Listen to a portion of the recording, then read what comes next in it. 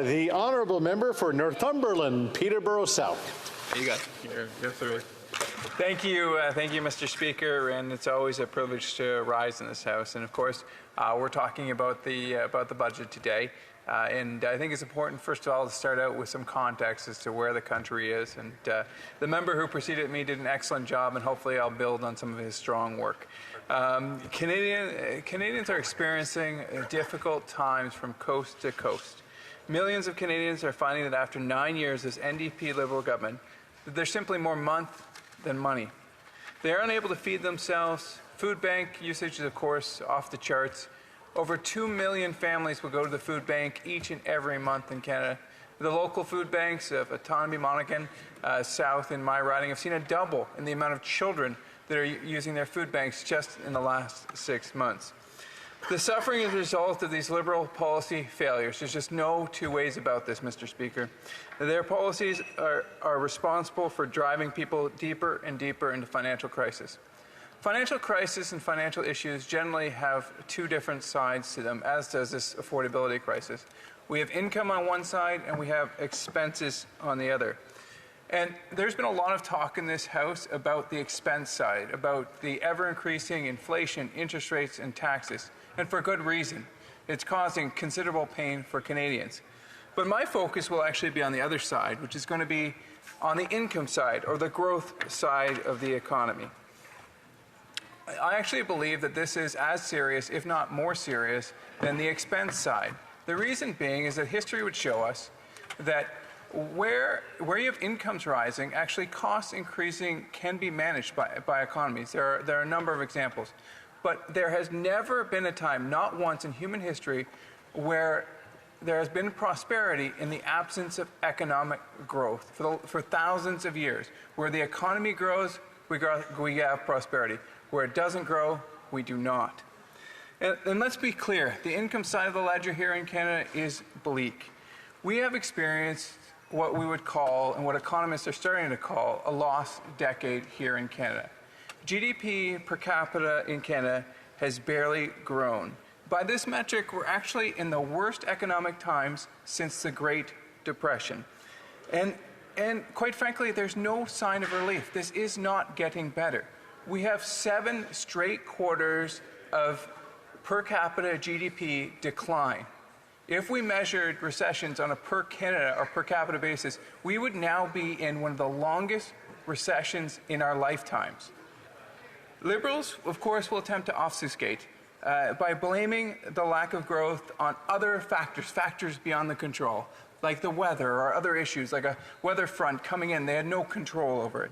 But the failure is distinctly Canadian.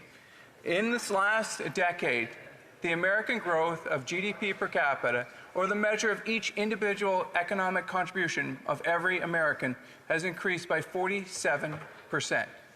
In Canada, over that same period, it's 4.73%. It's not the weather. It is because of these Liberal government failures. And underpinning the failure of our economy to grow is our productivity issues. And we've heard numerous commentators talk about this, Liberal, Conservative alike, from Bill Morneau to Lisa Raitt to commentators on all sides of the political spectrums. The productivity issue is crushing our Canadian economy. And productivity is a fancy word, but really all it means is our ability to produce goods and deliver services efficiently. And productivity is made as you can think of it as a three-legged stool. There are 3 key elements to productivity. The first is capital. We'll talk about that right now. So capital investment is incredibly important because the simple sort of analogy or if you can just imagine 2 workers competing with different levels of capitalization. One worker is trying to dig a foundation for a new building, and they're using a backhoe. And the other worker is using a shovel or even their bare hands. You can see that individual who's well capitalized, even if she or he is the inferior worker, will always be able to win that victory. That individual who's not capitalized will never be able to compete. And That's where Canada is right now. We are decapitalizing our economy right now. And this will have tragic impacts, not just for the near term, but for the long term as well. We have, over the last 15 years, the lowest rate of investment growth into our economy in the G7. We're predicted by many international organizations to have the lowest investment rate in the OECD over the next 40 years. And when we do this, we unfortunately undermine the Canadian economy and we undermine the Canadian worker. A second key, as equally important, leg of that productivity stool is innovation. Innovation is incredibly important. And the good news is we have great minds and we have great ideas here in Canada, and we have great post-secondary education here in this country. The challenge is, after 9 years, we don't have a framework in place to successfully and efficiently capitalize and exploit those ideas, turning them from the idea from a university dorm room onto the factory floor of building products and solutions. Unfortunately, what happens far too often in our economy is these great ideas come up and then they dissipate, or more truthfully or more accurately, they actually go across the border. As individuals who have great ideas simply don't have the framework to market, exploit, and grow their ideas here in Canada, and they end up being improve the wealth of the United States of America or Europe or other places in the world. Meanwhile, Canadians fall further and further behind. Thirdly, it comes down to workers. And I'm also proud to say that we have the best workers in the entire world right here in Canada. Unfortunately, they're being undercapitalized, and there's an absence of innovation due to the poor regulatory and framework here in Canada. The challenge, though, is that we have a very untapped resources. We have thousands, in fact, tens of thousands, in fact, hundreds of thousands, in fact, probably millions of newcomers who are not able to access the Canadian dream because they're not able to, there are various organizations that are unwilling to recognize the education hard work across the world. And they have the ability to be doctors, to be engineers, to be scientists, to help our economy in this time when we need to enhance our productivity. That's why our leader has a fantastic Blue Seal program that will allow newcomers access to the Canadian dream. So, with this in mind, if we look, of course, at the expense side of the ledger, this budget didn't deliver. We needed to have, as a growing consensus is out there, we needed to have fiscal restraint, a path to a balanced budget, but that's not there. And so it will continue to push along inflation, high interest rates. And of course, we've seen higher taxation as a result of this budget as well. But as we look at the income side of the ledger, I was expecting to see a focus, or was really, maybe expectation is too strong a word. I was hoping to see a focus on economic growth. And I'm not the only one. I'm not the only one. Bill Morneau said that he was very disappointed in this government's lack of attention on economic growth. David Dodge was also discouraged by the lack of focus on economic growth.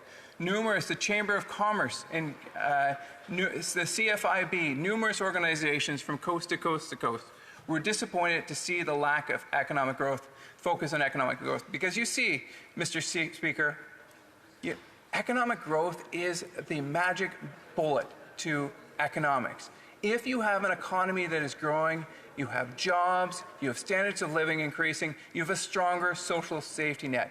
Instead, this government chose to ignore growth, and unfortunately, we will all bear the cost for that. Conservatives will proudly be voting no on this budget. Questions and comments? Question commentaire. The Honourable Parliamentary Secretary, Government House Leader. Yes, thank you, Mr. Speaker. I don't know if the member actually realizes or if he listened to what the minister was talking about, but she actually made reference to an accelerated capital cost allowance. And through that, what you're seeing is many of the things that the member just talked about. yet he's going to be voting against it. And that's the thing, you see, Mr. Speaker. The Conservative Party has already been told. We knew they were voting against this years ago. They've made that declaration, Mr. Speaker. There's no surprise there. But what is a bit of a surprise is how the Conservative Party continues to try to give a false impression.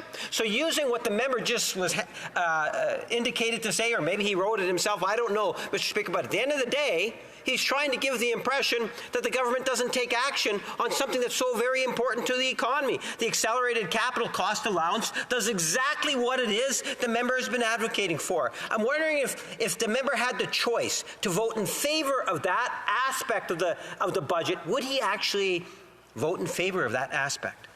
The honourable member for Northumberland, Peterborough South.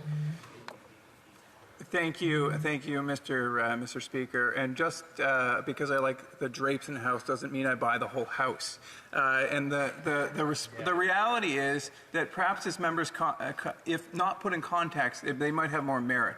But we've had 9 years of this government. We see the record food bank usage. I field the calls, and I wrote this speech because I field the calls from my constituency about not being able to make it to the end of the month because because my constituents aren't able to feed their kids. This has real consequences. This is the real world. We need real change. Questions and comments? Question Kamal Tar, the honourable member for Sanders Gulf Islands. Thank you, Mr. Speaker. And to my honourable friend from Northumberland, Peterborough South, I wondered if, as chair of the Rail Caucus, an initiative that self-started and which I'm very pleased and proud to participate. It's all party and nonpartisan.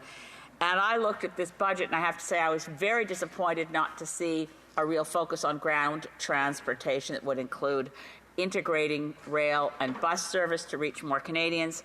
I was pleased to see, at least it looks like, maybe in a future budget, the high-frequency rail project may be restructured so that it doesn't kill VIA in the Windsor to Quebec corridor. I really am very, very interested to know, what are my friends' thoughts on the VIA rail sections of this budget? The honourable member for Northumberland, Peterborough South. Thank you very much, and I'm very proud to work alongside my respected colleague on rail. And yes, I am a outspoken supporter of rail. I too read this. I read this section in the budget. I guess ultimately we'll have to see what is in the implementation section. We do need a strong rail infrastructure here in this country. Contrast that again with the United States of America, that has the most amount of rail per mile in the entire world. In Canada, we're falling behind, given our legacy of being at the very avant-garde, one of the largest rail systems in the world 100 years ago. It's sad to see where we've come. Questions and comments? The honourable member for Bruce Grey, Owen Sound.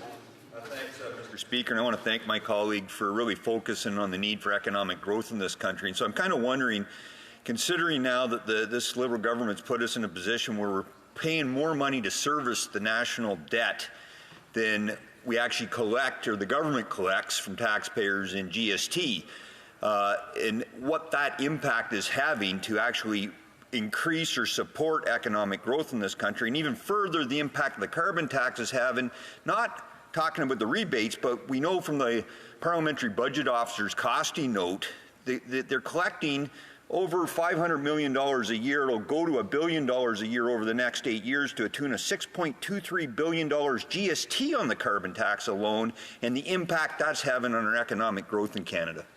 Honourable member for Northumberland, Peterborough South. Thank you very much. And they're a negative spiral. They work together, unfortunately, because as you get more debt, that reduces the amount of economic growth because you're taking money out of the economy. And the reality is, as that debt reduces the growth, then you reduce the amount of revenue, and it gets to a negative spiral. This is exactly what Brian Mulroney had to deal with in the mid-'80s when he took over from Pierre Elliott Trudeau. So we need to. It's a two-sided solution. We need to we need the economy growing, and we need to reduce the debt so that Canadians can have a reasonable shot at prosperity.